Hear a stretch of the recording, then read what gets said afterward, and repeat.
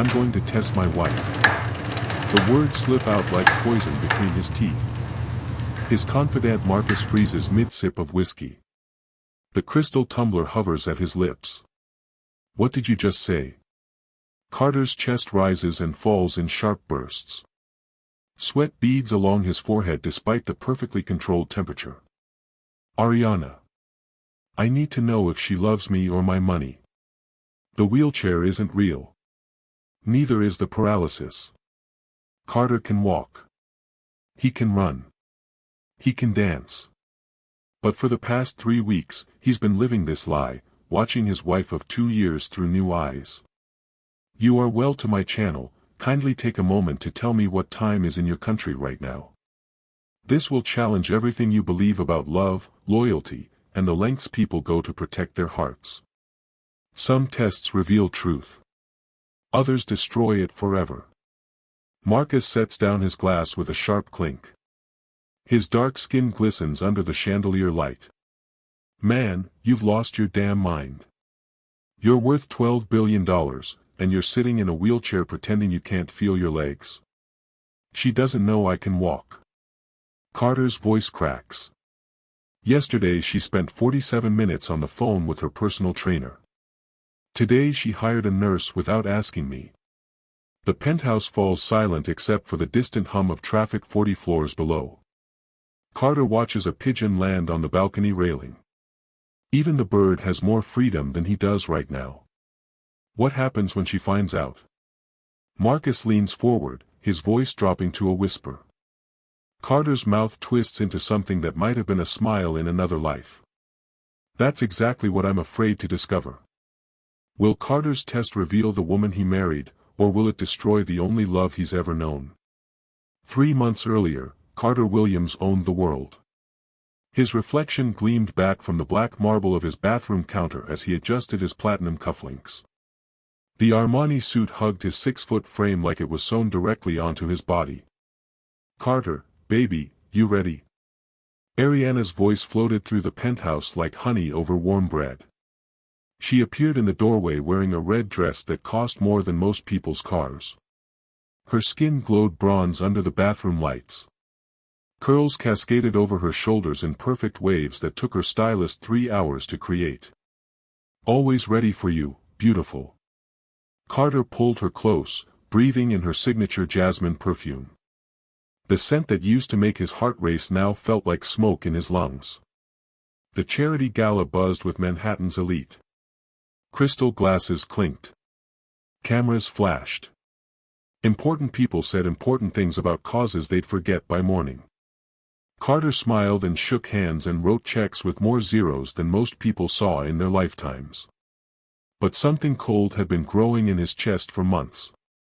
A doubt that gnawed at him during board meetings and kept him awake while Ariana slept peacefully beside him. Mrs. Williams, that dress is absolutely stunning, gushed Patricia Hendricks, wife of the city's biggest real estate mogul. You two are such a power couple. Ariana beamed and squeezed Carter's arm. We're blessed beyond measure. Carter felt the squeeze. Calculated. Performed. Perfect for the cameras and the gossip columns. When had her touch started feeling like a business transaction? The doubt whispered louder that night as they rode home in the Bentley. Ariana scrolled through photos from the event, already planning her next social media post. Her wedding ring caught the streetlight, throwing tiny rainbows across the leather seat. Honey, look at this one. She held up her phone. We look incredible together. Carter stared at the image. 2 beautiful people in expensive clothes smiling at expensive cameras. But when he looked into his own eyes in the photo, he saw a stranger. A man drowning in golden handcuffs, wondering if the woman beside him would dive in to save him or let him sink with his fortune intact. The idea crept in like fog rolling off the Hudson River. Slow. Inevitable. Terrifying. What if he couldn't walk? What if the money meant nothing? What if he needed her more than she needed his black cards and private jets? Would she stay? The question burned through his mind as they pulled into their private garage. Carter helped Ariana out of the car, watching her face in the elevator's mirrored walls. She looked tired. Bored, even. "I love you," he whispered against her ear as they reached their floor. "Love you too, baby." The response came automatically, like she was ordering coffee or checking the weather. That night, as Ariana slept, Carter stood on their balcony overlooking the city that worshipped him. Somewhere in those glittering lights, couples loved each other for all the wrong reasons. Money. Status. Fear of being alone. But what about them? The wheelchair idea formed slowly, like ice crystallizing on glass. Dangerous. Necessary. The only way to know for sure. 3 weeks later, Carter made the call that would change everything. A fake diagnosis. A borrowed wheelchair. A performance that would either save his marriage or destroy it completely. As he hung up the phone with the doctor who would lie for him, one question echoed through the marble halls of his empty penthouse. What price would he pay to learn the truth about love? "Baby, I can't feel my legs." Carter's voice cracks as he grips the hospital bed rails. The white sheets tangle around his motionless body. Machines beep in steady rhythms while fluorescent lights buzz overhead like angry wasps. Ariana drops her Hermes bag. The leather hits the tile floor with a wet slap that echoes through the sterile room. Her face drains of color faster than water down a broken drain. "What do you mean you can't feel them?" She rushes to his bedside, her manicured fingers hovering over his legs like she's afraid to touch him. Dar. Keisha Matthews enters with a clipboard pressed against her chest.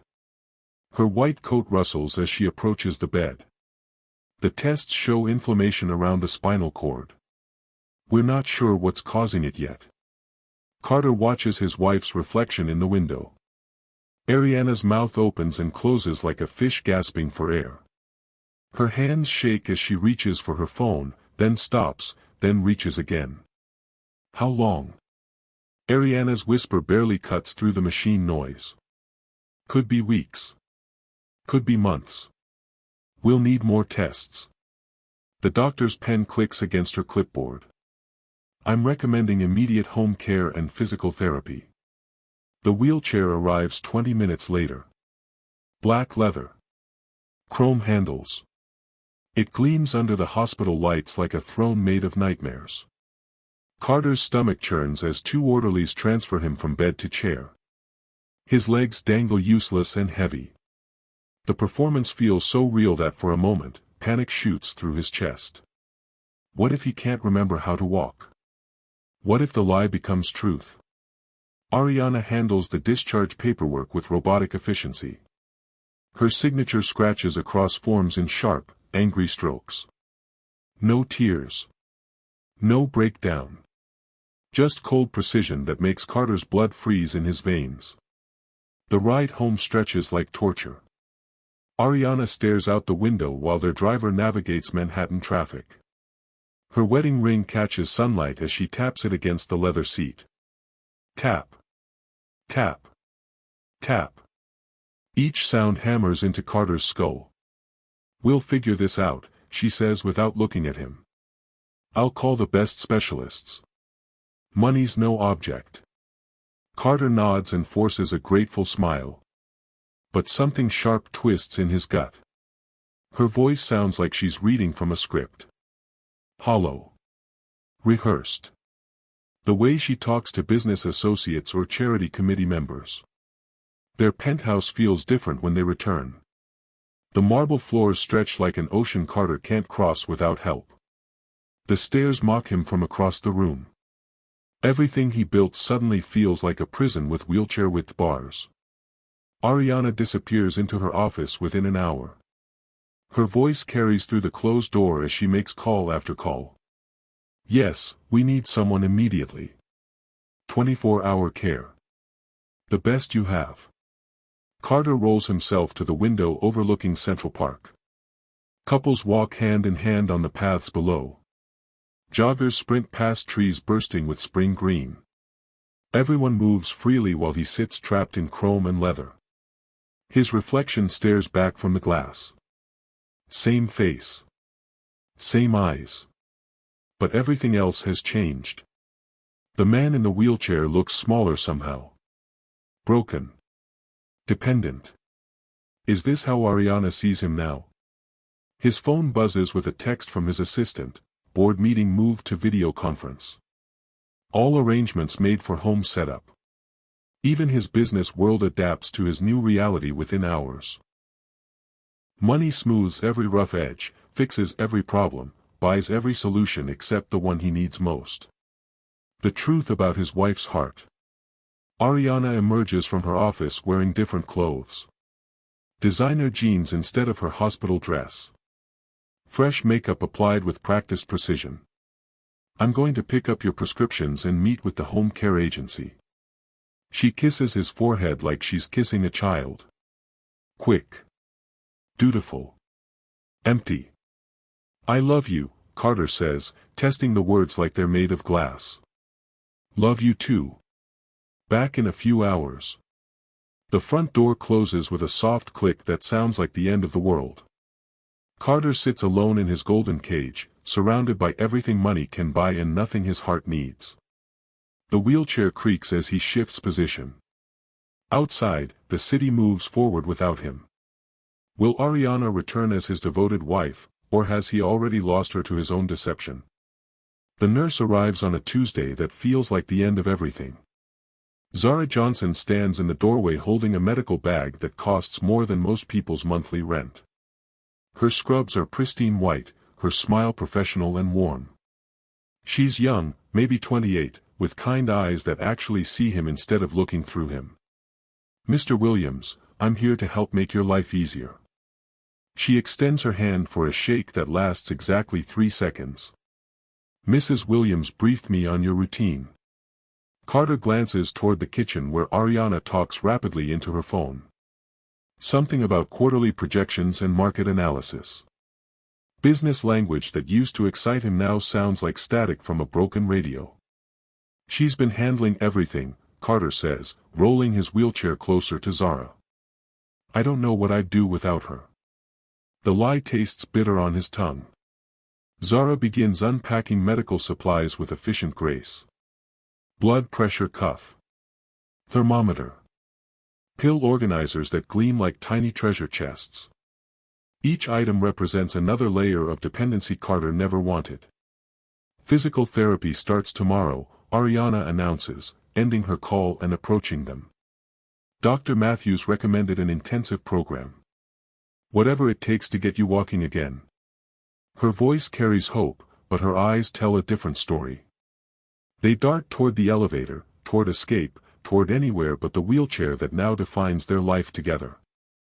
I called my trainer, Ariana continues, scrolling through her phone calendar. Pushing back our sessions indefinitely. My yoga instructor understands too. Everyone's being very accommodating. Carter's chest tightens. Her trainer.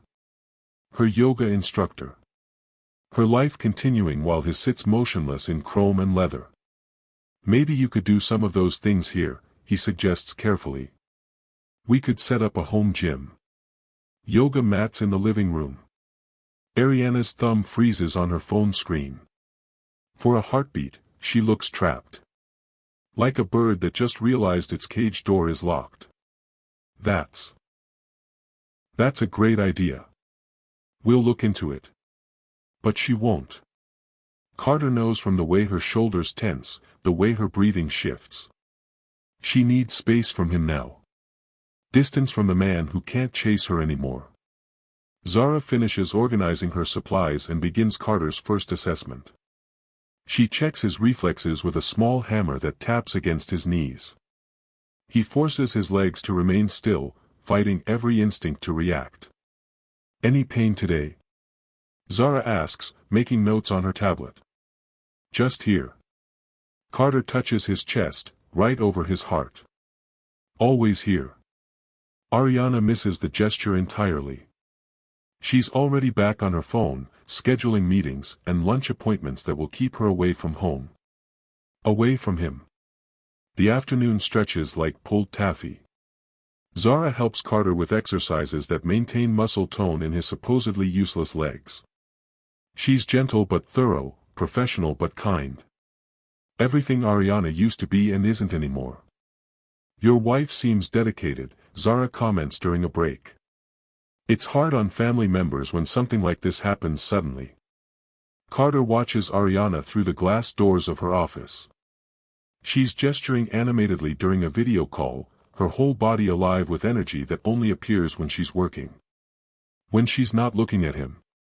She's dealing with it the best way she knows how, Carter replies. Staying busy helps her cope. Or maybe staying busy helps her avoid coping at all. Evening arrives with the scent of takeout Thai food.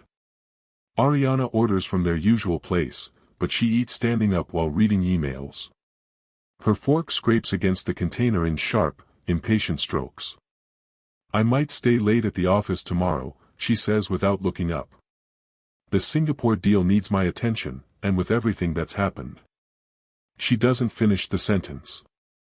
She doesn't need to. Everything that's happened means him. His condition. His needs. His presence in her perfectly organized world. Of course, Carter says. Business comes first. The words sound supportive, but they feel like glass shards in his throat. After dinner, Ariana disappears into the bathroom for an hour. The shower runs long enough to empty a small lake. When she emerges, she's wearing silk pajamas and exhaustion-like matching accessories. I'm tired, she announces, climbing into their king-size bed. Today was a lot. Carter maneuvers his wheelchair next to the bed. The height difference makes him feel like a child asking permission to join the adults. I'll sleep in the guest room, he says. Give you space to rest properly. Relief flickers across Ariana's face so quickly he almost misses it. Almost. Are you sure? I could help you. Zara showed me how to transfer safely. I'll be fine. But he won't be fine. None of this is fine. His wife just sighed with relief at the thought of sleeping without him, and Carter's heart breaks a little more with each labored breath. As he rolls toward the guest room, one question burns through his mind like acid. When did he become the inconvenience she's learning to live around? Carter's hands freeze on the wheelchair as Ariana's voice carries through the cracked office door. I need to know my options, David. All of them. His wife sits behind her glass desk talking to someone on speakerphone. The voice that responds belongs to David Castellanos, the most expensive divorce lawyer in Manhattan. Carter's blood turns to ice water in his veins. Given the circumstances with his health, David's voice crackles through the phone, you'll want to be very careful about timing. Public sympathy will be entirely on his side if this looks opportunistic. Carter's wheelchair doesn't make a sound as he rolls closer to the door. The marble floors that usually announce every footstep now become his ally in silence. It's not about the money, Ariana says, her voice sharp as broken glass. I signed a prenup. I know that.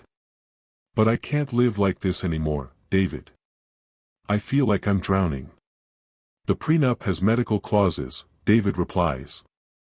If his condition is permanent, certain provisions could be challenged. But again, timing is everything. Carter grips the wheelchair armrests until his knuckles go white. The woman he's loved for 3 years, the woman he married in a ceremony that cost more than most houses, is discussing his life like a business transaction she wants to exit. How long do I have to wait? Ariana asks. Before it doesn't look terrible. The question hits Carter like a physical blow. How long before she can abandon him without looking like a monster? How long before the world will forgive her for leaving a disabled husband? 6 months minimum, David advises. A year would be better. Show that you tried everything. Counseling, therapy, the works. Then you can cite irreconcilable differences. A year. Ariana's voice cracks. I don't know if I can do a year. Carter's heart shatters like crystal hitting concrete. Every shard cuts deeper than the last. The woman who promised to love him in sickness and health is already planning her escape route. There's another option, David continues. If his condition improves, if he recovers, then the medical clauses become irrelevant. You could file immediately without the waiting period. And if he doesn't recover? Then you document everything. His care needs, the impact on your life, the emotional toll. Build a case that no reasonable person would judge you for. Carter backs away from the door on silent wheels. His reflection catches in the hallway mirror, and he barely recognizes the broken man staring back. 3 weeks ago, he commanded boardrooms and shaped markets. Now he's eavesdropping on his wife's plans to legally dispose of him. He rolls into the living room where afternoon sunlight streams through floor-to-ceiling windows. The city sprawls below like a circuit board of dreams he used to control. Now those same dreams feel as unreachable as the clouds above the skyscrapers. Zara finds him there 20 minutes later, staring out at nothing. "Mr. Williams. Time for your afternoon exercises." Carter turns slowly, and something in his face makes her stop mid-step. "Are you all right?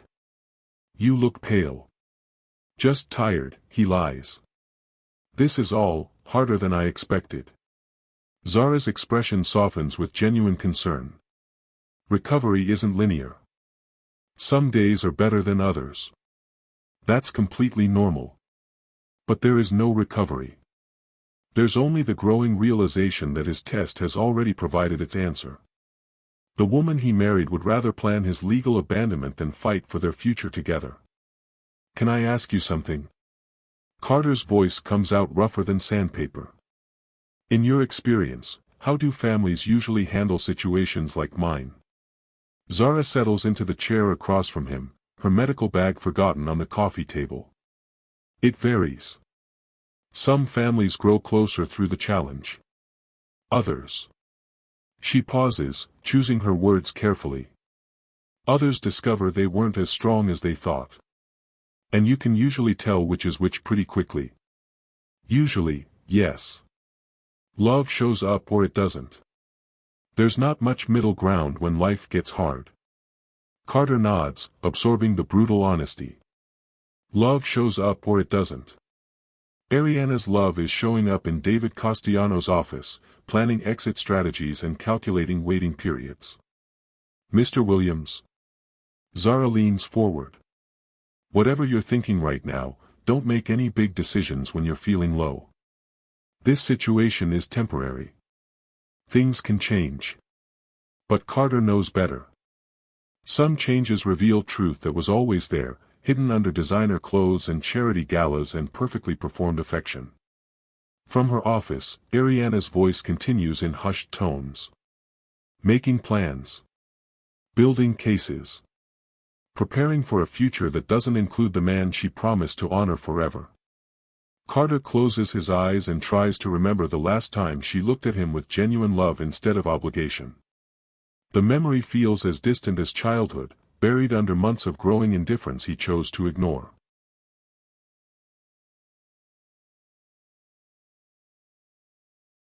His test has succeeded beyond his worst nightmares. Now he has to decide what to do with the devastating truth he never wanted to learn. Carter stands up from the wheelchair. His legs shake like earthquake aftershocks, but they hold his weight. 3 weeks of pretending to be paralyzed end in a single moment of raw fury that burns through every muscle in his body. Ariana freezes in the doorway, her hand still gripping the door handle. Her mouth falls open like a trap door that's lost its latch. The divorce papers in her other hand flutter to the marble floor like dying butterflies. "Surprise," Carter says, his voice cutting through the penthouse silence like a blade through silk. "Carter, what, how are you?" Ariana's words tumble over each other, crashing and breaking against her shock. Her designer heels click backward against the floor as her brain struggles to process what her eyes are seeing. Standing. Walking. Not paralyzed. Carter takes a step toward her, then another. His legs remember their strength with each movement. "Yeah, I've been able to do this the whole time." The color drains from Ariana's face faster than water down a broken drain. She looks like she's seen a ghost, and in a way, she has. The ghost of the husband she thought she could quietly dispose of. You've been lying to me. Her voice rises to a pitch that could shatter the crystal chandelier above them. For 3 weeks, you've been pretending. 3 weeks of watching you plan my funeral while I was still breathing. Carter's feet feel solid against the floor for the first time in weeks. 3 weeks of listening to you discuss divorce lawyers and waiting periods. Ariana's purse drops from her shoulder, hitting the floor with a sound like thunder. Her whole body trembles as the weight of her exposed betrayal settles around her like a noose. David Castellanos has a very distinctive voice, Carter continues, rolling the wheelchair aside with one foot. Especially when he's discussing how long a wife should wait before abandoning her disabled husband. Carter, please, let me explain. Explain what? How you signed up for richer or poorer but not sickness and health. Carter's laugh sounds like breaking glass. How you were counting down the days until you could legally escape without looking like a monster. Tears start streaming down Ariana's cheeks, but they feel like performance art. Everything about her has always been performance art, Carter realizes now. The perfect wife. The devoted partner. The loving companion. All of it scripted for an audience that included him.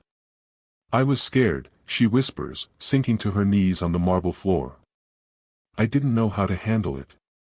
I felt trapped. Trapped. Carter tastes the word like poison.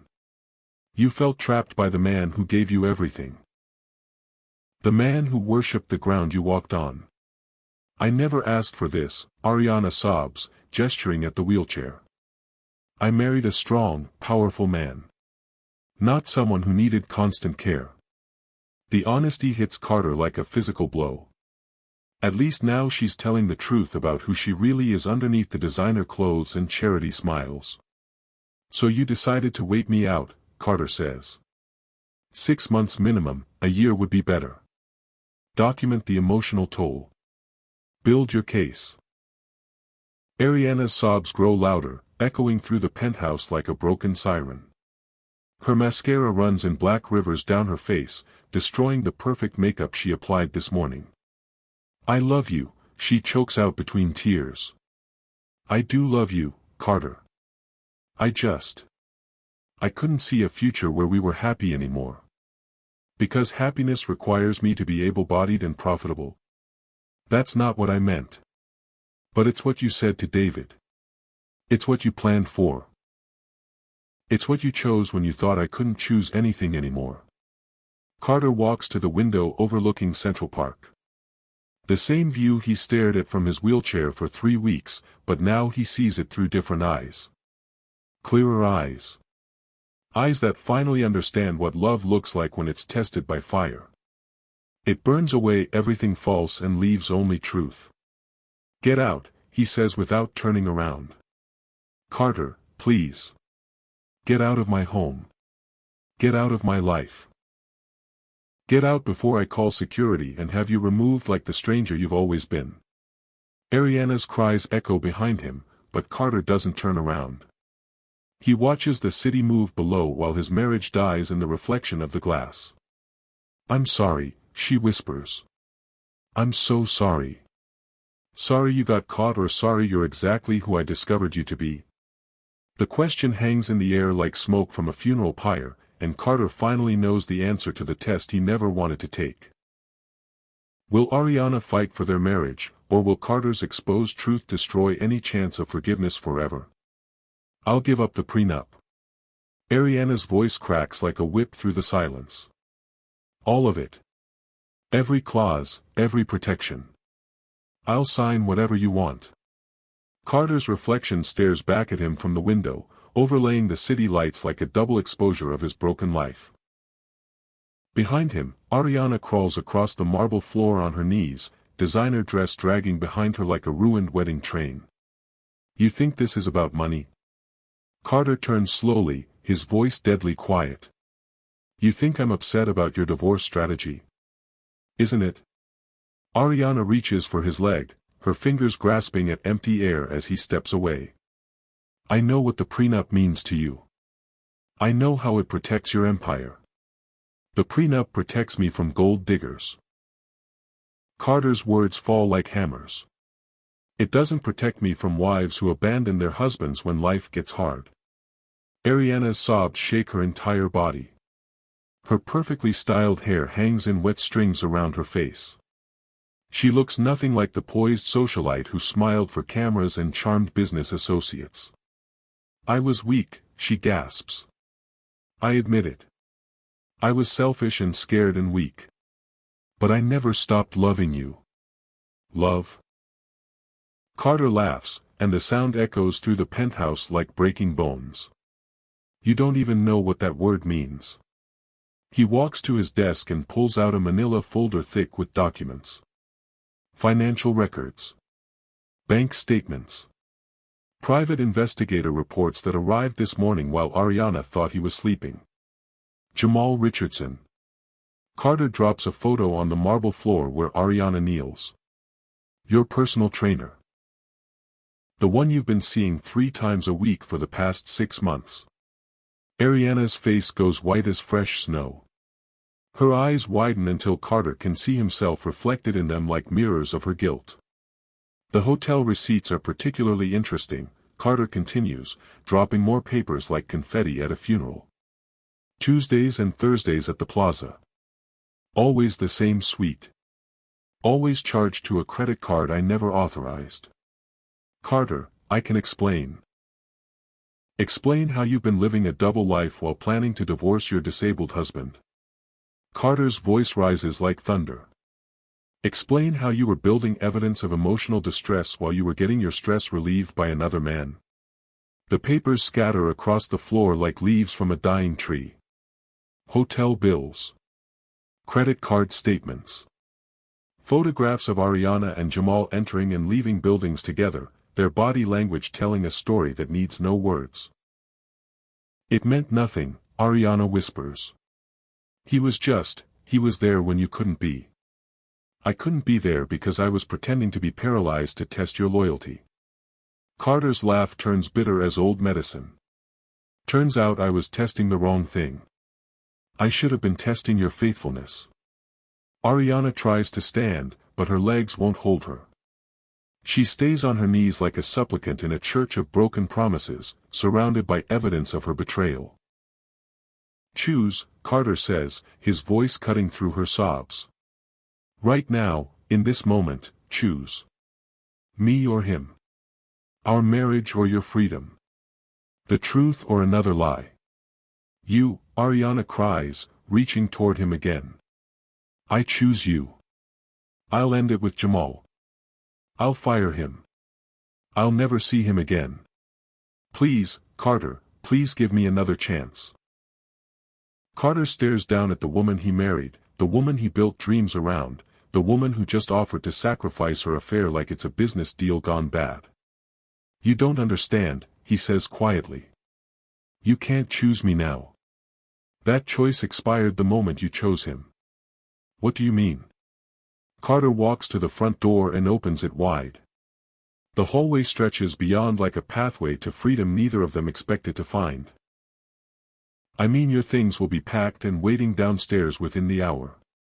I mean the locks will be changed by morning. I mean you made your choice every time you walked into that hotel room. Carter, no. Please, no. Ariana scrambles toward him on hands and knees, her dress tearing on the marble. I'll do anything. Counseling, therapy, whatever you want. Don't throw away 3 years. You already threw them away. Carter steps aside as building security appears in the hallway. You threw them away every time you lied to my face and planned my abandonment and cheated on our marriage. 2 men in uniforms enter the penthouse with professional efficiency.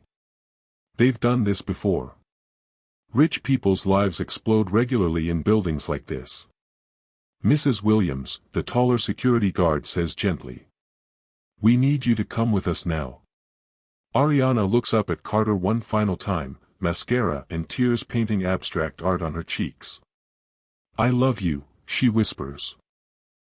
Whatever you believe about me, I do love you. No, Carter replies, watching his marriage die in real time. You love what I represent. You love the life I provided. You love the idea of loving me. That's not true. If it's not true, then why are you on the floor begging instead of standing beside me fighting? The question hangs in the air like incense at a funeral. Ariana has no answer because they both know there isn't one that would change anything. As security helps her to her feet, Carter sees her clearly for perhaps the first time ever. Beautiful. Broken. Empty. A woman who confused love with luxury and marriage with a business arrangement. Goodbye, Ariana. The door closes behind them with a sound like thunder, and Carter stands alone in his penthouse surrounded by the wreckage of his test and the ruins of his trust. But for the first time in months, he can breathe freely. Will Carter find peace in his solitude, or has his quest for truth cost him the last chance at love he'll ever have? Carter throws his wheelchair off the balcony. 40 floors below, the chrome and leather explode against Central Park West like a meteor hitting Earth. Car alarms shriek. People scatter. The twisted metal sits in the street like modern art made of broken dreams. The morning air hits Carter's face as he grips the balcony railing, his legs steady beneath him for the first time in a month. No more pretending. No more lies. No more testing anyone's love because he finally understands the only love that matters. His own. Zara finds him there an hour later when she arrives for his daily care routine. Her medical bag drops to the penthouse floor as she stares at him standing tall against the New York skyline. Mr. Williams. How are you, when did you? Her professional composure cracks like ice in warm water. I could always walk, Zara. The paralysis was fake. The wheelchair was a prop. The whole thing was a test that taught me more than I ever wanted to know. Carter turns from the balcony, and something in his face makes Zara step backward. Not anger. Not pain. Something deeper and more dangerous. Peace. The kind of peace that comes after surviving your own funeral. Where's Mrs. Williams? Zara asks, looking around the empty penthouse. Gone. Permanently. Along with her lawyer, her trainer, and her carefully planned future that didn't include a disabled husband. Zara sets down her bag and studies Carter like he's a puzzle she's trying to solve. So you can walk. You've been able to walk this whole time. And run. And dance.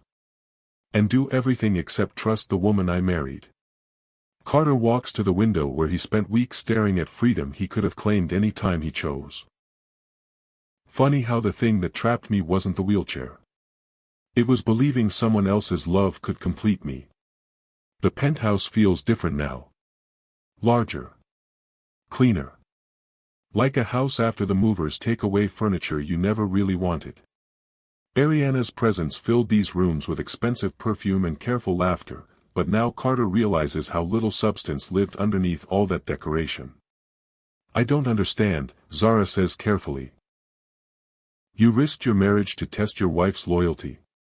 I risked my illusions to learn the truth. The marriage was already over. I just couldn't see it from inside my golden cage. Carter walks through rooms that feel like his for the first time since he bought this place. No more coordinating with Ariana's designer. No more accommodating her charity meetings and social calendar. No more pretending their life together was anything more than a beautiful performance for an audience that never really mattered. His phone buzzes with messages he doesn't read. Business associates offering condolences about his condition. Reporters wanting statements about his recovery. Social media exploding with speculation about his wife's sudden disappearance from their shared accounts. None of it touches him anymore. What happens now? Zara asks, following him through the penthouse. With your recovery, I mean. Medically speaking. There's nothing to recover from. I was never sick. I was just stupid enough to think love meant making someone else responsible for your happiness. Carter stops in front of a wall covered with photographs from his marriage. Charity galas. Vacation destinations. Anniversary dinners at restaurants that cost more than most people's cars. In every picture, Ariana smiles perfectly while Carter looks like he's trying to convince himself he's happy. He takes down the largest photo from their wedding day. Ariana in white silk and diamonds, him in a tuxedo that cost more than some houses. They look like magazine models playing dress-up as people in love. Beautiful wedding, Zara comments. Beautiful lie. Carter sets the frame on a table without looking at it again. We both played our parts perfectly. The devoted wife. The adoring husband. But neither of us was actually present for the marriage. The afternoon sun streams through floor-to-ceiling windows, painting everything gold. Carter realizes he hasn't seen this view in natural light for weeks. The wheelchair kept him low, kept his perspective limited, kept him focused on what he couldn't do instead of what he could choose.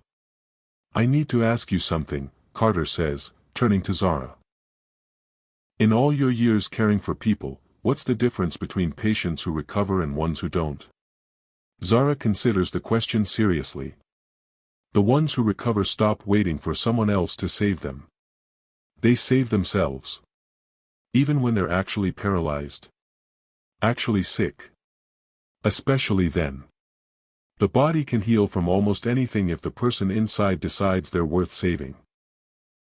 Carter nods, understanding flooding through him like sunrise after the longest night of his life. He spent months feeling paralyzed by doubt, trapped by fear, disabled by his need for Ariana's validation. The wheelchair was just the physical representation of emotional chains he'd been wearing for years. I'm firing you, he says with the first genuine smile he's felt in months. Zara blinks in surprise. Because I saw you walk. Because I don't need care anymore. I need to learn how to live. As Zara packs her medical supplies, Carter walks to his desk and opens a drawer that's been locked for years. Inside sits a leather journal, its pages blank and waiting. He bought it the day he married Ariana, planning to document their life together. He never wrote a single word. Now he picks up a pen and writes the first sentence of his real life. Today I learned the difference between being loved and being lovable. The words flow across the page like water finding its level, and Carter understands that his story is just beginning. Who will Carter become now that he's finally free to discover who he really is? Carter burns every photograph of Ariana in the marble fireplace. The flames consume 3 years of carefully curated memories while he sits cross-legged on the Persian rug, feeding the fire like a priest conducting his own resurrection. Wedding photos curl and blacken. Vacation snapshots melt into ash. Anniversary portraits dissolve into smoke that carries away the last remnants of his beautiful lie. 6 months have passed since Ariana walked out of his life escorted by security. 6 months of learning what silence sounds like when it isn't filled with performance and pretense. The penthouse echoes differently now, but the echo feels honest. Carter's journal sits open beside him, its pages thick with discoveries he never could have made while playing the role of devoted husband. The leather cover bears scorch marks from sitting too close to the fire, but the words inside remain clear. Love isn't something you test, he reads aloud to the empty room. Love is something you give without measuring what comes back. The last photograph resists the flames for a moment. Ariana in her red charity gala dress, the same one she wore the night he first suspected her heart had already left their marriage. Her smile looks painted on from this distance, like makeup applied for cameras instead of genuine joy. Carter watches it burn and feels nothing but relief. His phone buzzes with a text from Marcus, board meeting in an hour. You ready to rejoin the world? Carter hasn't attended a business meeting since his fake diagnosis. He's been running his empire remotely, making decisions from his penthouse while the world below assumes he's still recovering. But recovery implies returning to something that existed before. Carter has no interest in returning. He's building something entirely new. The reflection in his bathroom mirror shows a different man than the one who sat in a wheelchair plotting tests and measuring love like a commodity. This man's eyes hold clarity instead of desperation. His shoulders carry strength instead of the weight of someone else's approval. He dresses carefully. Not for Ariana's aesthetic preferences or social expectations, but for himself. Simple black suit. No cufflinks that cost more than cars. No watch that screams wealth to strangers. Just clean lines and quiet confidence. The elevator ride down feels like traveling through time. 40 floors of distance between the man he was and the man he's becoming. The doorman nods respectfully, but his eyes hold questions about Mrs. Williams that Carter will never answer. Good morning, Mr. Williams. Car's waiting. Thank you, Jerome. Beautiful day. It is beautiful. October in Manhattan, when the air turns sharp enough to cut through illusions and the light makes everything look newly minted. Carter walks to his car instead of being driven, feeling his legs move with purpose instead of performance. The business meeting unfolds like every other board meeting he's attended for 10 years, except for one crucial difference. Carter doesn't care about impressing anyone in the room. He speaks when he has something valuable to say. He listens when others offer wisdom. He makes decisions based on logic instead of ego. Sir, his assistant Keisha approaches after the meeting ends. There's someone here to see you. She says it's personal. Stopwatch equals 5S. Carter's chest tightens for a moment, expecting Ariana to walk through his office door with tears and apologies. But the woman who enters is a stranger. Mid-40s, professional dress, kind eyes that actually see him instead of looking through him. Mr. Williams. My name is Dr. Amara Jackson. I run a non-profit that provides mobility equipment for people who can't afford it. I heard about your recent recovery, and I wanted to ask if you'd consider donating your wheelchair. The question hits Carter like cold water. His wheelchair. The prop he used to test his wife's love. The symbol of his deception and her betrayal. What would you do with it, he asks. Give it to someone who actually needs it. Someone whose paralysis is real and permanent. Someone who would see it as freedom instead of limitation. Carter stares out his office window at the city that never stops moving. Somewhere down there, a person sits trapped not by emotional chains but by physical reality. Someone who would trade everything for the mobility Carter pretended he'd lost. Take it, he says quietly. Take it today if you can. Dr. Jackson's smile could power the city grid. Thank you. This will change someone's life. As she leaves, Carter realizes she's wrong. It's going to change 2 lives. The person who receives the wheelchair, and the man who finally understands the difference between testing love and living it. That evening, Carter sits on his balcony watching the sun set over Manhattan. No wheelchair. No wife. No pretenses. Just a man who learned that the only prison stronger than paralysis is the need for someone else's approval. His journal entry for the day contains only one sentence: freedom isn't the absence of limitations. It's the presence of choice. Tomorrow, he'll begin the next chapter of his life.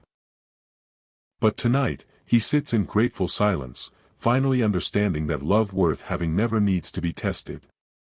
What will Carter discover about himself now that he stopped performing for an audience that was never really watching? Carter stands before 500 strangers, his voice carrying across the hospital auditorium like a prayer made of hope and hard-won wisdom.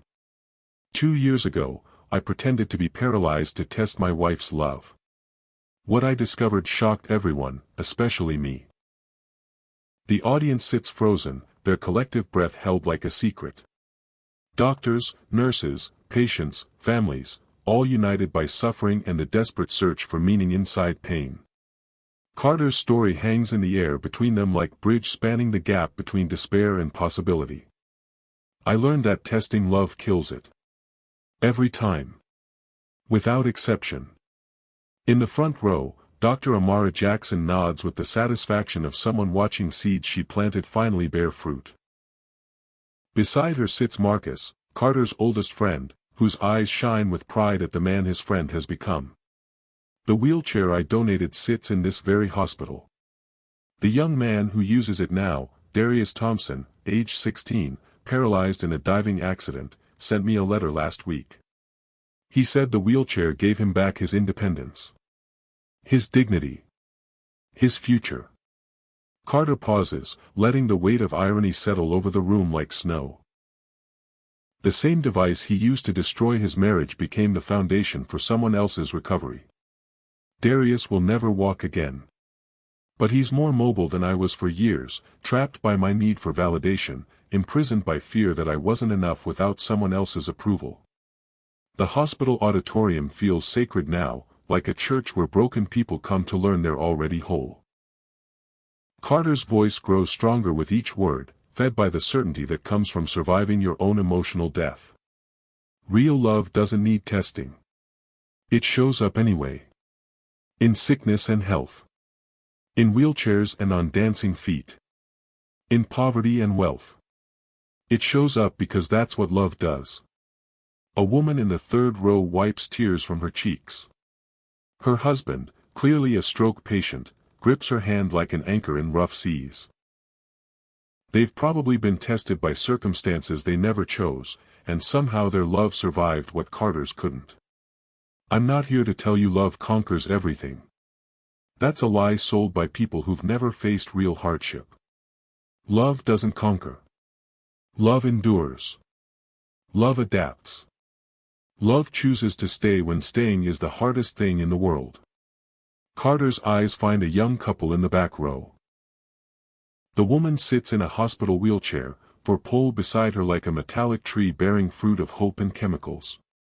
Her partner holds her hand with tenderness that needs no testing, no proof, no validation. The woman I married left when she thought I couldn't walk. The irony is that I was never more mobile than when I was sitting still, finally learning who I am when no one's watching.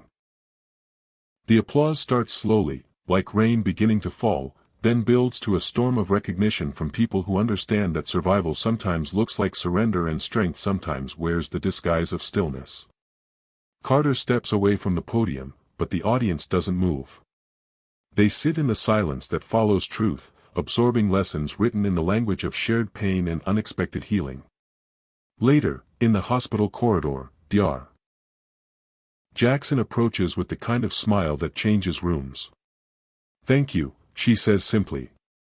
"You've given these people permission to stop performing and start healing." "They gave me that first," Carter replies. "I just finally learned how to listen." As he walks through the hospital halls, Carter passes rooms filled with love that's been tested by circumstances no one would choose. Families sleeping in chairs beside patients. Spouses learning to communicate through touch when words fail. Children drawing pictures for parents who may never come home. None of them planned for these tests. None of them chose these circumstances. But love shows up anyway, or it doesn't, and either outcome teaches something vital about the difference between partnership and performance. Carter's driver waits outside, but Carter chooses to walk home through Manhattan streets alive with autumn energy. His legs carry him past couples holding hands, families laughing together, lonely people searching for connection in coffee shops and bookstores. Everyone seeking love. Everyone afraid of testing it too hard. Back in his penthouse, Carter opens his journal to a fresh page and writes the final entry in his story of testing and discovery. Love isn't something you have. It's something you do. Every day, in small choices and large gestures, in staying present when presence is painful and showing up when showing up costs everything you think you have. He closes the journal and places it on his shelf beside books about business and success and all the things he once thought mattered more than the quiet miracle of being genuinely known. Tomorrow, Carter will continue building the life he's creating from the ruins of his beautiful lie. A life based on authenticity instead of performance, connection instead of control, presence instead of proof. The test that destroyed his marriage taught him the only lesson worth learning: The love you don't have to test is the love worth having. And sometimes, the greatest gift failure can give you is the freedom to stop trying to earn what you already deserved all along. Your own approval. The story of Carter Williams proves that sometimes our greatest betrayals lead to our most profound discoveries. Sometimes the love that leaves teaches us more than the love that stays. And sometimes, the test that destroys everything we thought we wanted reveals everything we actually need. What tests are you putting love through in your own life? What would happen if you stopped measuring and started trusting? Share your thoughts in the comments below and inspire others with your journey toward authentic connection. If this story moved you, subscribe and turn on notifications so you never miss the powerful, life-changing stories that remind us all of our shared humanity. Because the greatest stories aren't just entertainment, they're mirrors that help us see ourselves more clearly. What will you discover when you stop testing love and start living it? Stopwatch equals 5S.